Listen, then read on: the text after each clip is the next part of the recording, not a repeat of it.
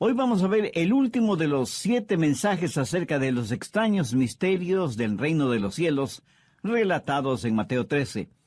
Jesús habló en parábolas y les dijo a sus discípulos, porque a vosotros os es dado saber los misterios del reino de los cielos. Para aquellos que no conocen al Señor, aquellos que aún no son salvos, aquellos que todavía no tienen el Espíritu Santo para que les ilumine, la Biblia, la palabra de Dios, les es un misterio. Pueden conocer ciertos hechos, hasta pueden saber los nombres de los reyes de Israel y una cronología bíblica, pero eso no quiere decir que entiendan las cosas profundas de Dios. Hay secretos sagrados que Dios ha revelado a sus hijos por medio de su palabra.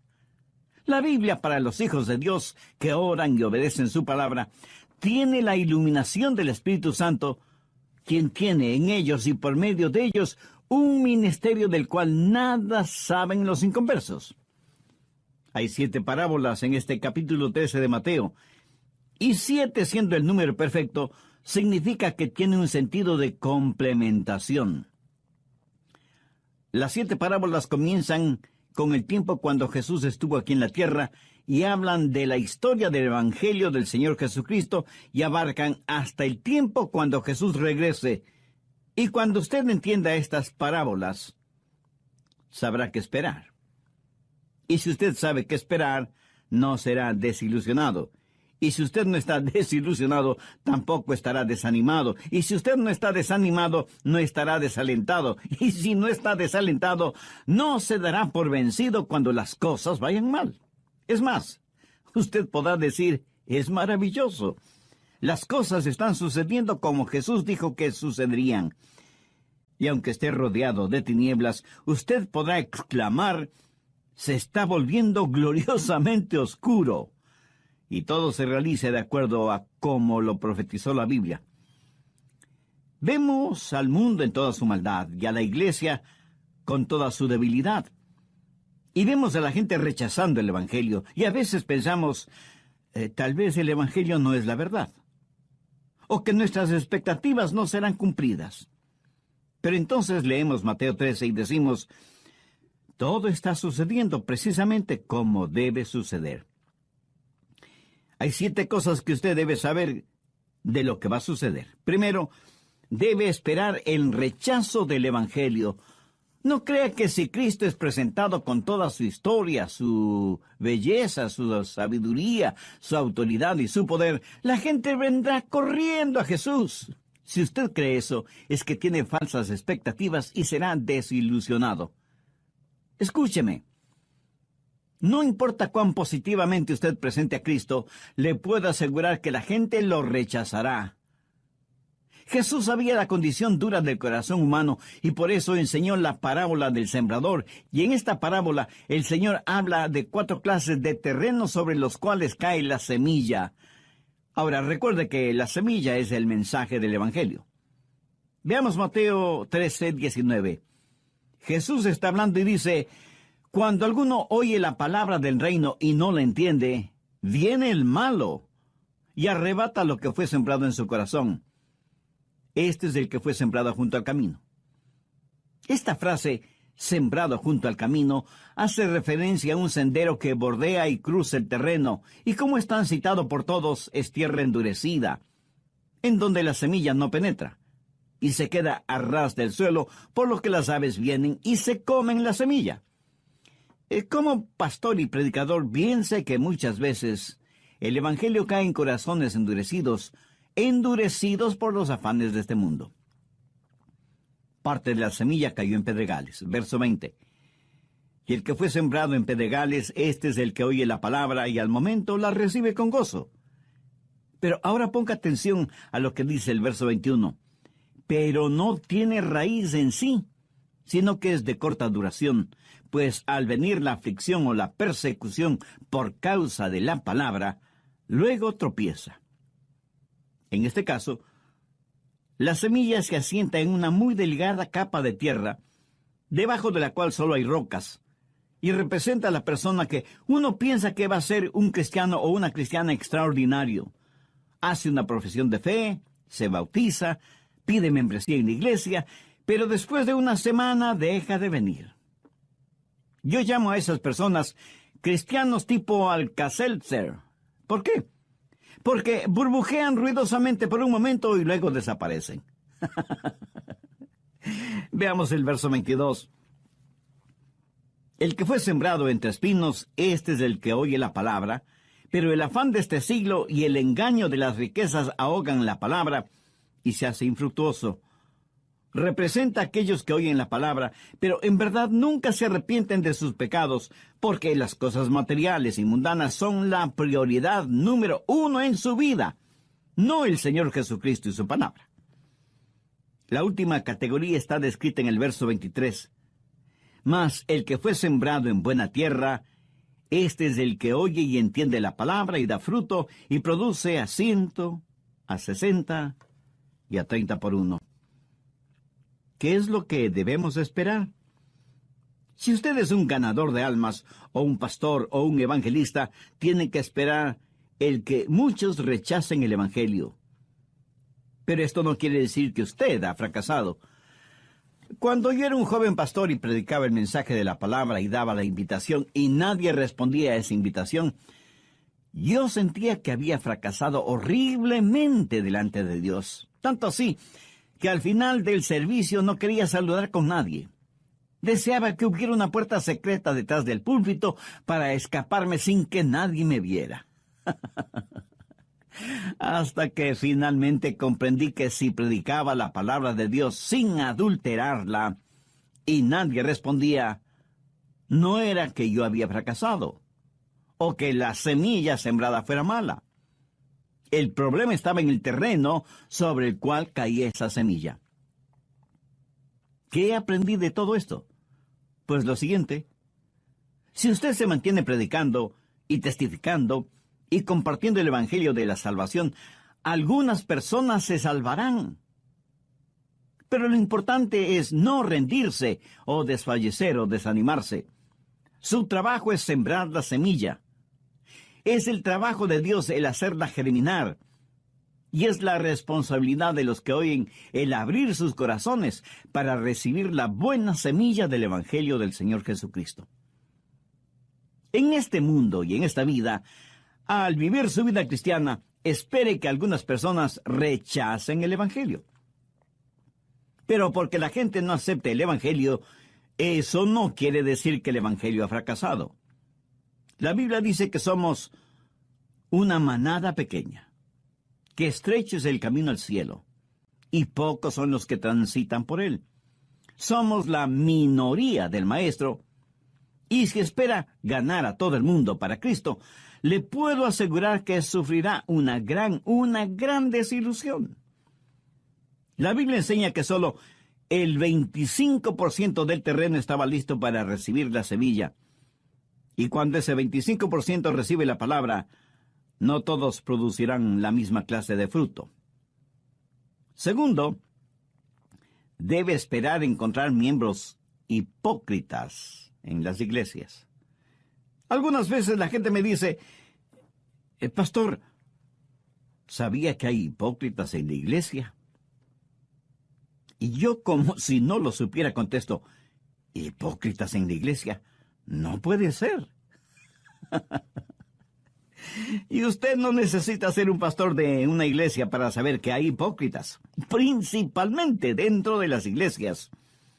Ahora, eso no significa que el Evangelio ha fracasado o que todo esto toma por sorpresa a Dios.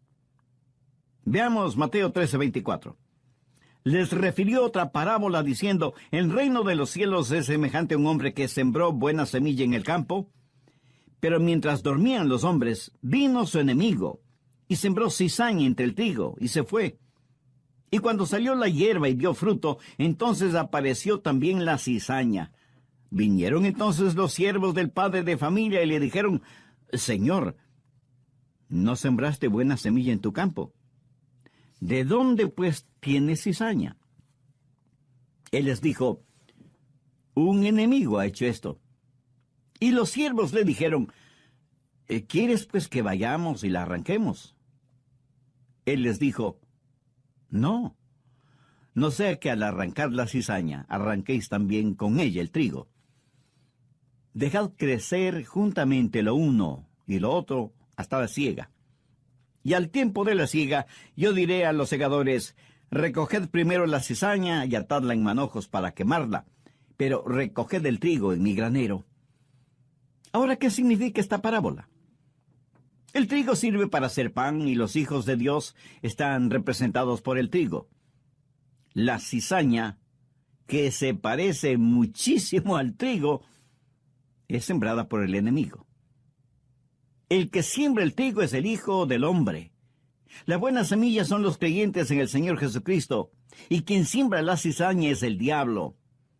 El tiempo de la siega es el fin de los tiempos, cuando Dios separará al trigo de la cizaña. Mi amigo, aquí hay una gran lección.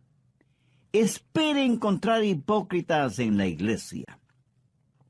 Independientemente de su denominación, toda iglesia tiene sus hipócritas.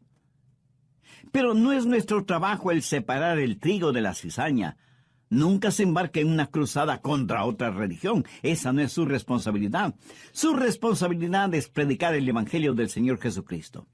La Biblia sí nos dice que debemos advertir a los demás acerca de las falsas religiones y de ciertos líderes espirituales que no son más que lobos disfrazados de ovejas. Además, usted no puede separar el trigo de la cizaña porque usted no sabe lo que hay en el corazón del hombre.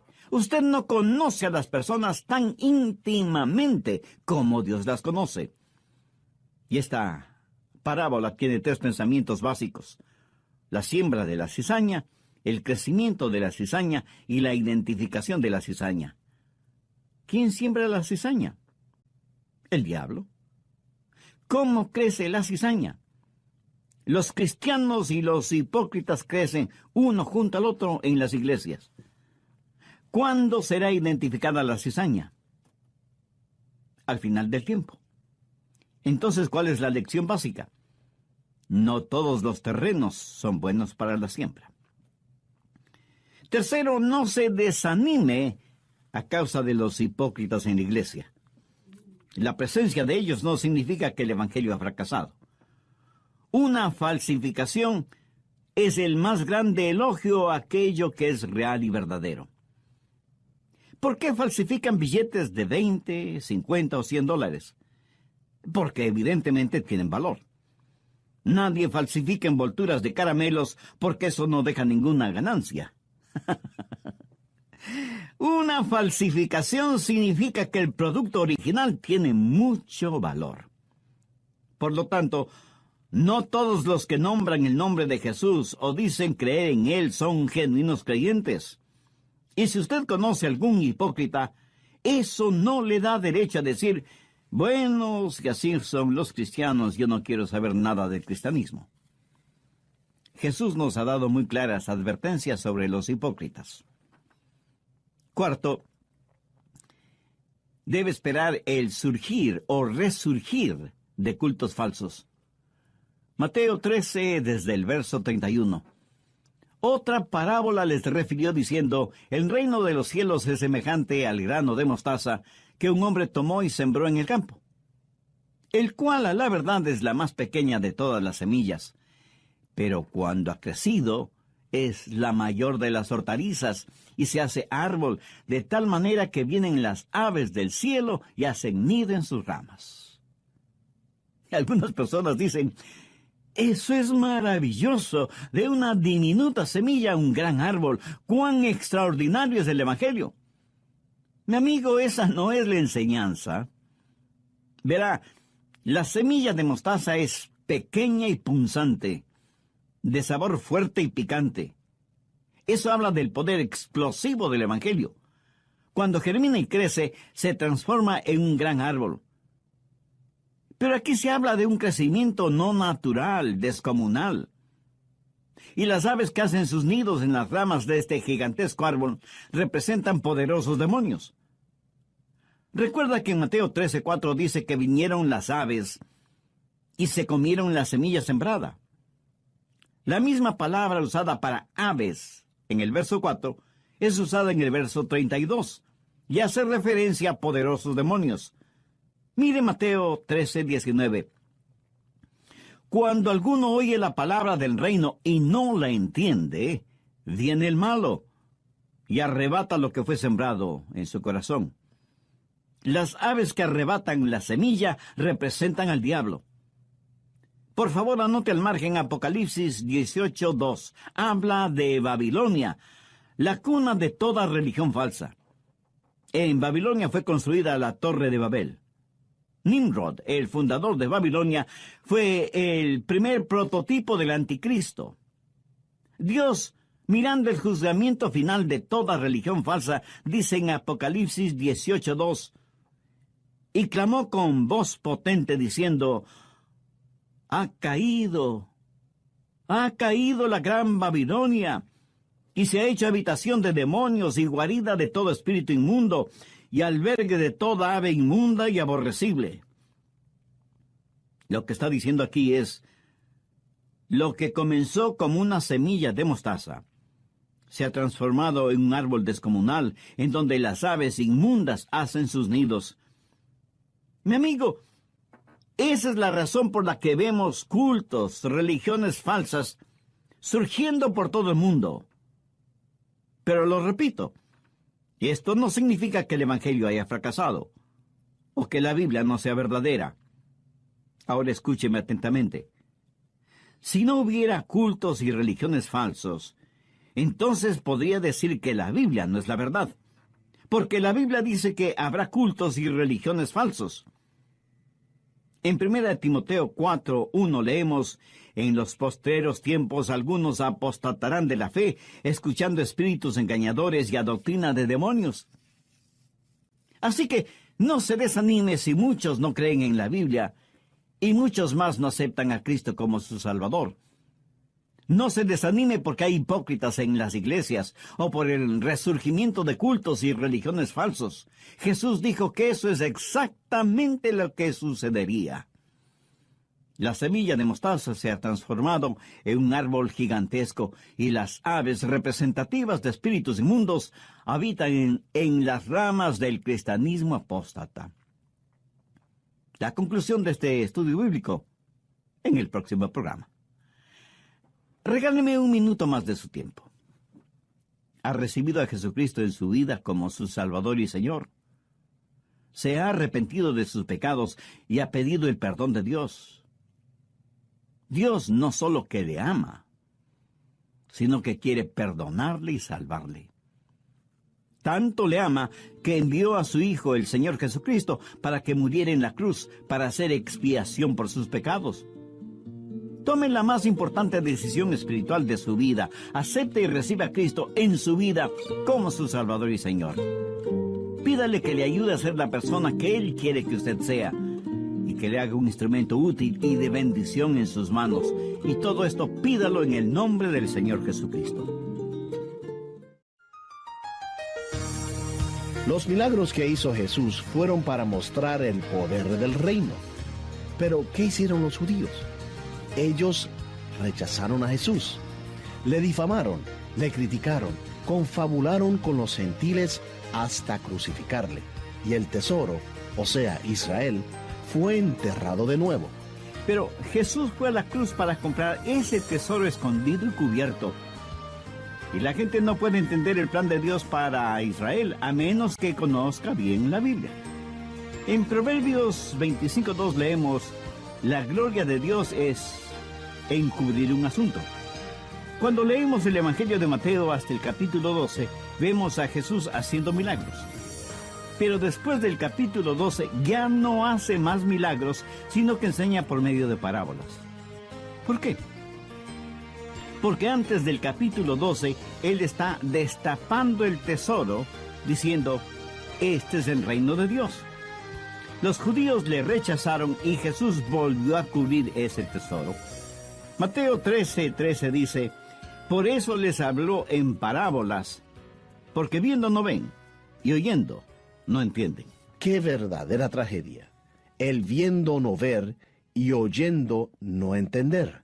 Les habla Andrés García Vigio. Sean bienvenidos a El Amor que Vale. Hoy, el Dr. Adrian Rogers, en la voz del pastor Lenín de Llanón, concluye su estudio bíblico 7 secretos sagrados. De los 7 secretos sagrados que empezamos a estudiar en el programa anterior, ya hemos visto los primeros 4. Así que veamos los siguientes. Quinto, espera encontrar corrupción aún en las iglesias.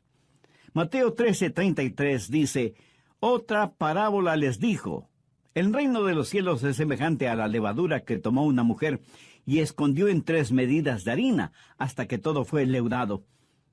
Aquí tenemos a una mujer que tomó 3 porciones de harina, más bien dicho, de masa, y le puso levadura para que leude.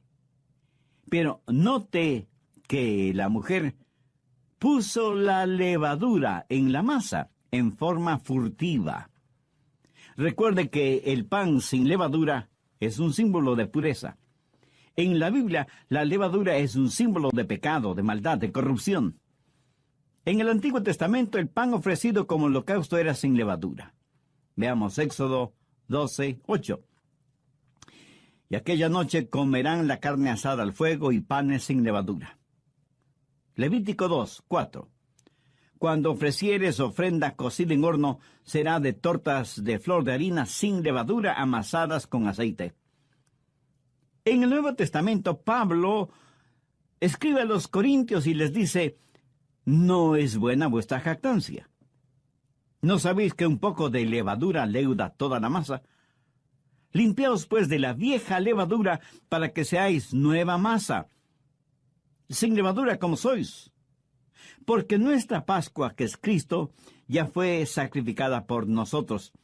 Así que celebremos la fiesta, no con la vieja levadura, ni con la levadura de malicia y de maldad, sino con panes sin levadura, de sinceridad y de verdad. ¿Qué es lo que hace la levadura? Bueno, nosotros los hombres tenemos que estudiar e investigar sobre el asunto. Las mujeres, en cambio, saben de estas cosas casi por intuición. Verá, la levadura trabaja silenciosamente, imperceptiblemente, y trabaja mucho mejor en un medio ambiente abrigado. Muchas mujeres ya de edad me han contado que ellas veían a sus abuelitas o madres envolver la masa leudada en una tela y dejarla varias horas, o de un día para otro junto a la candela u horno de la cocina, para que con el calorcito trabajara mejor la levadura que estaba en la masa. Y seguramente muchas mujeres que me están escuchando saben de eso, ¿no es cierto? Ahora, todo este trasfondo es como si el diablo hubiera dicho, bueno, como no puedo derrotar a la iglesia, voy a unirme a la iglesia. Y siembra cizaña entre el trigo para corromper la iglesia. Y hace surgir cultos falsos para que prediquen un evangelio falso, y penetra las iglesias con enseñanzas malévolas. Por eso Jesús dijo que debíamos cuidarnos de la levadura de los fariseos. En la Biblia, Jesús hace referencia a los fariseos, a los saduceos y a los herodianos, o sea, 3 tipos de levadura. ¿Cuál era la levadura de los fariseos? El legalismo. ¿Cuál era la levadura de los saduceos? El liberalismo. ¿Y cuál era la levadura de Herodes? El libertinaje. Herodes fue un rey que amaba el placer por el placer. No solo que como monarca tenía la libertad de hacer lo que le diera la gana, sino que había degenerado esa libertad hasta convertirla en libertinaje. Algunas personas creen que libertad y libertinaje son acciones sinónimas y nada más alejado de la verdad. Más bien son acciones antónimas, o sea, contrarias. La libertad actúa dentro de ciertos parámetros éticos y morales, y algunas veces espirituales, mientras que el libertinaje no respeta fronteras para su desenfreno. Estas 3 cosas, el legalismo, el liberalismo y el libertinaje, han invadido la iglesia del Señor. ¿Significa eso que debemos rendirnos? ¿Tirar la toalla? No, más bien significa lo opuesto. ¿Se ha preguntado alguna vez por qué Satanás quiere corromper la iglesia si es que eso no fuera algo bueno? Satanás es un pervertido. En nuestros días ya no es nada raro leer horribles historias de apostasía en algunas iglesias, pastores y ministros sorprendidos en una vida de libertinaje. Otros son fanáticos religiosos legalistas que hacen énfasis en la salvación por obras. Otros niegan la deidad de Cristo. Otros niegan la resurrección de Cristo. Y otros niegan todo lo que tiene que ver con el Señor Jesucristo. Levadura de los fariseos, levadura de los saduceos, levadura de Herodes. ¿Causará todo esto que yo cierre mi Biblia y deje de predicar? De ninguna manera. Sé que todo lo que está pasando es exactamente lo que Jesús dijo que pasaría. Sexto, puede estar seguro que Dios cumplirá su palabra con Israel. Observe todo lo que está pasando en Medio Oriente. Algunas veces me preguntan, Pastor Rogers, ¿qué es lo que la Biblia dice proféticamente sobre los Estados Unidos? Y yo sencillamente contesto, muy poco. Casi es mejor decir nada. Pero mantenga sus ojos sobre Israel. Dios en estos últimos tiempos mantiene su palabra y sus promesas dadas a Israel como nación. Veamos Mateo 13:44. Además, el reino de los cielos es semejante a un tesoro escondido en el campo, el cual un hombre halla y lo esconde de nuevo, y gozoso por ello va y vende todo lo que tiene. ¿Para qué? Para comprar aquel campo. ¿Cuál es ese tesoro escondido en el campo? Israel. En la parábola, cuando el hombre compra el campo en donde está escondido el tesoro, entonces ese tesoro ya es suyo, le pertenece. Algunos interpretan erróneamente que el tesoro escondido es el Evangelio del Señor Jesucristo y que nosotros somos el hombre que compra el campo a fin de poseer el tesoro. Bien, recuerde, el campo es el mundo. Y la iglesia no compra el mundo. Los cristianos no compran el mundo porque el Evangelio no está a la venta. El Evangelio no es descubierto y luego vuelto a esconder. Eso no tiene ningún sentido. Pero así interpretan algunos esta parábola. Escuche, Jesús llama a Israel su tesoro peculiar. Y al hablar de Israel hay cosas básicas que debemos entender. Primero, hubo un breve período de tiempo cuando Jesús destapó ese tesoro. Él hizo una solemne promesa a Abraham, pero el tesoro estaba escondido. Quiero decir, estaba encubierto antes de la venida de Jesús. Israel era una nación ignominiosamente pequeña cuando Jesús estuvo aquí en la tierra. O sea, el tesoro estaba enterrado en el campo. Por un breve tiempo Jesús reveló ese tesoro. Veamos Mateo 12:27.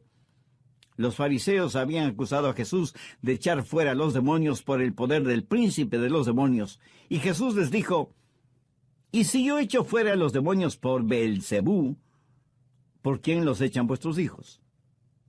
Por tanto, ellos serán vuestros jueces. Pero si yo por el Espíritu de Dios echo fuera a los demonios, ciertamente ha llegado a vosotros el reino de Dios. Segundo, el tesoro estaba enterrado en el campo y Jesús dijo, he desenterrado el tesoro para mostrarles el reino. Los milagros que Jesús hizo fue para mostrar el poder del reino. Pero los judíos rechazaron a Jesús, mintieron acerca de él, le criticaron, confabularon con los gentiles hasta crucificarle y el tesoro fue enterrado de nuevo.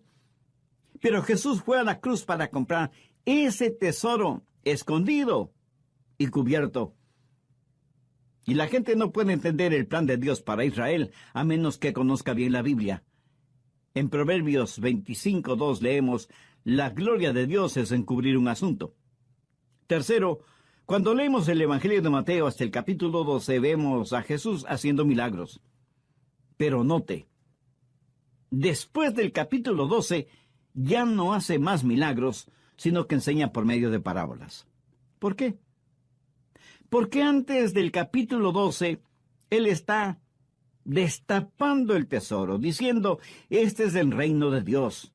Los judíos le rechazaron y Jesús volvió a cubrir ese tesoro. Mateo 13:13. Por eso les habló en parábolas, porque viendo no ven, y oyendo no oyen ni entienden. Pero Jesús regresará en gloria y Él destapará su tesoro. Israel será una poderosa nación. En la actualidad el mundo desprecia este tesoro. Las naciones del mundo se unifican en contra de Israel. Pero Dios no ha terminado con Israel. Él ha comprado el campo que es el mundo y va a tomar posesión de este su tesoro peculiar, Israel. Si quiere usted saber lo que Jesús está haciendo en el mundo hoy, mantenga su vista y su atención sobre Israel.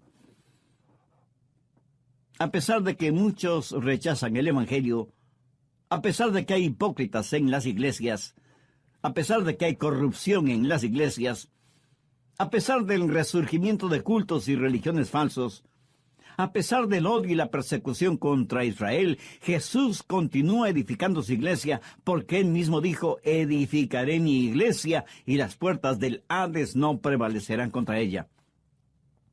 Mateo 13:45. También el reino de los cielos es semejante a un mercader que busca buenas perlas, que habiendo hallado una perla preciosa fue y vendió todo lo que tenía y la compró. Algunas personas dicen, bueno, la perla de gran precio es el Evangelio, y debemos vender todo lo que tenemos para poder comprar ese Evangelio. Mi amigo, esa es una necedad, una locura. El Evangelio no está a la venta. Y aunque lo estuviera, nosotros estamos en bancarrota. No tenemos absolutamente nada. El mercader que busca buenas perlas es Jesús. La perla de gran precio es la iglesia que Él ama. Israel es su peculiar tesoro, pero no es una perla. Las piedras preciosas pueden ser cortadas, divididas, esmeriladas, pulidas. Pero no se puede hacer lo mismo con una perla. La iglesia es un cuerpo indivisible en el Señor Jesucristo, y es Cristo quien con sus platinadas lágrimas y el rubí líquido de su sangre compró esa perla de gran precio. Y así como una perla es sacada a la superficie desde las profundidades de las aguas, así Jesús nos ha levantado. Así como un grano de arena en la ostra se convierte en una preciosa perla, así Jesús, a pesar de nuestra fealdad espiritual, nos ha embellecido para hacernos parte de la iglesia, la perla preciosa. Séptimo, espere el total juzgamiento por parte de Dios. Y Dios juzgará con justicia. Mateo 13:47. Asimismo, el reino de los cielos es semejante a una red que, echada en el mar, recoge de toda clase de peces, y una vez llena, la sacan a la orilla, y sentados recogen lo bueno en cestas, y lo malo echan afuera. Así será el fin del siglo. Saldrán los ángeles y apartarán los malos de entre los justos, y los echarán en el horno de fuego. Allí será el llanto y el crujir de dientes. Jesús les dijo, ¿habéis entendido estas cosas? Ellos respondieron, sí, Señor. Dios tiene su red y la echa sobre las naciones del mundo para ganar almas. ¿Cuál es su trabajo o mi trabajo en este mundo en el cual vivimos? Nuestro trabajo es lanzar la red. Dios separará los peces buenos de los peces malos. Cuando predico, algunas personas vienen a Cristo, pero no son salvas. Mi amigo, esa no es mi responsabilidad. Yo no puedo hacer que nadie sea un creyente o un incrédulo. El reino de Dios es como una red que lanzamos en las naciones de este mundo, y al final de los tiempos, aquel que separa el trigo de la cizaña, ese mismo Dios es quien separará los buenos de los malos. Ahora, ¿qué significa todo esto para nosotros? Escúcheme atentamente. Dios sabe exacta y precisamente cómo va a ser la situación. ¿No es increíble que hace más de 21 siglos Jesús dijera lo que pasaría ahora? Él dijo que no todos escucharían el Evangelio. No en el sentido de oírlo, sino de entenderlo y aceptarlo. También dijo que no todos los que escucharan el Evangelio serían salvos. Jesús dijo que habría hipócritas en las iglesias, y esa es una triste realidad que nadie puede negarla. También dijo que la corrupción se permearía en la iglesia como la levadura se infiltra en la masa. Y diariamente sabemos, o leemos, o vemos en la televisión los numerosos escándalos morales y financieros en iglesias y organizaciones que se dicen cristianas. Israel será aún más perseguida que lo que ha sido hasta ahora. Será pisoteada. El tesoro es enterrado nuevamente, pero Jesús ha prometido regresar para desenterrar su especial tesoro y para edificar su iglesia, para separar el trigo de la cizaña, para separar a los buenos de los malos y para ejercitar el juzgamiento final. Si usted tiene falsas expectativas, si usted cree que el Evangelio va a ser creído y aceptado por todo el mundo, si usted piensa que los hipócritas son una prueba de que la Biblia no es verdad, o de que los cultos falsos y las religiones falsas no tienen mayor importancia, terminará desesperándose y se hará la pregunta: ¿perdió Dios el control de su universo? No, Dios no ha perdido el control de nada. Todo está bajo su control. Todo lo que ha pasado, está pasando y pasará, ha sido, es y será exactamente como Dios lo ha dicho. En este mensaje hemos aprendido los 7 secretos sagrados directamente de la palabra de Dios. ¿No le gustaría a usted ser un sembrador de la semilla bendita? ¿No le gustaría ser como el pescador lanzando sus redes sobre su vecindario, sobre su ciudad, sobre su país? ¿No quisiera ser un miembro fiel del cuerpo de Cristo, la iglesia, y orar a Dios que la mantenga pura y libre de la levadura de la corrupción? ¿No quisiera tener una relación personal con Dios por medio del Señor Jesucristo y recibir a Cristo en su corazón ahora mismo? Si sus respuestas son afirmativas, le invito a orar conmigo una sencilla pero significativa oración. Mi oración solo será para guiarle. Usted ore con sus propias palabras, pero dígalas con fe, con sinceridad, depositando toda su confianza en Dios. Que quede un oído atento para su plegaria. Ore y diga: querido Dios, gracias por haberme dado la oportunidad de escuchar este mensaje de tu palabra. Me has hablado profundamente, y me reconozco pecador delante de ti, por lo que pido tu gracia y misericordia. Señor Jesús, sé que derramaste tu sangre y moriste crucificado en una cruz para pagar el precio de la culpa de mis pecados. Gracias por amarme de esa manera. Me arrepiento de mis pecados y pido perdón, limpieza, sanidad espiritual y vida abundante y eterna. Con toda la fe que tengo, te invito a que vengas a morar en mi corazón y seas mi Salvador y mi Señor. Hazme la clase de persona que tú quieres que sea. Ayúdame para que nunca me avergüence de ti o de tu palabra, independientemente de las circunstancias o a pesar de las consecuencias. Lo pido en tu santo nombre. Amén.